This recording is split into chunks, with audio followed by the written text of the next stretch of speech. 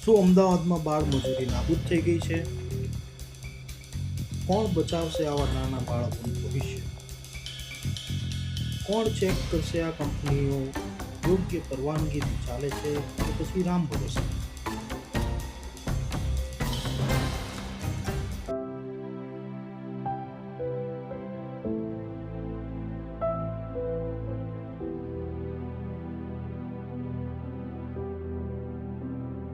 બાળકોના બાળપણને છીનવી લેનાર અને આપણા પર્યાવરણને ઝેર આપવાનું કામ કરતી આવી કંપનીનો આજે અમે પર્દાફાશ તો બાળ મજૂરી અટકાવવા દેશમાં સરકારે અનેક કાયદાઓ લાગુ કર્યા છે અને આ કાયદાઓનો અમલ કરવા માટે અમલદારોની નિમણૂક પણ કરી છે.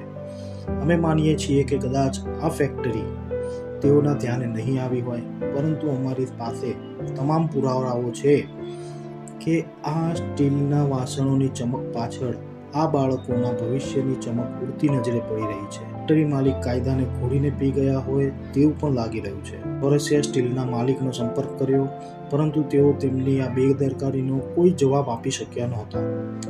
આ કંપનીમાં હાનિકારક કેમિકલનો ઉપયોગ કરવામાં આવી રહ્યો છે અને એ કેમિકલમાં વીજ કરંટ દોરાવી વાસણોને ક્રોમ લગાવવાનું કામ કરવામાં આવે છે.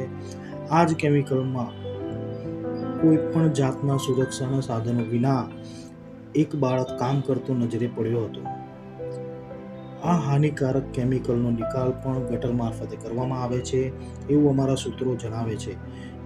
જે કેમિકલ નદીઓને ખૂબ જ પ્રદૂષિત કરે છે, જેમાં જીપીસીબીએ પણ યોગ્ય પગલાં લઈ આવા એકમો વિરુદ્ધ કડક અને દાખલારૂપ કાર્યવાહી કરવી જોઈએ.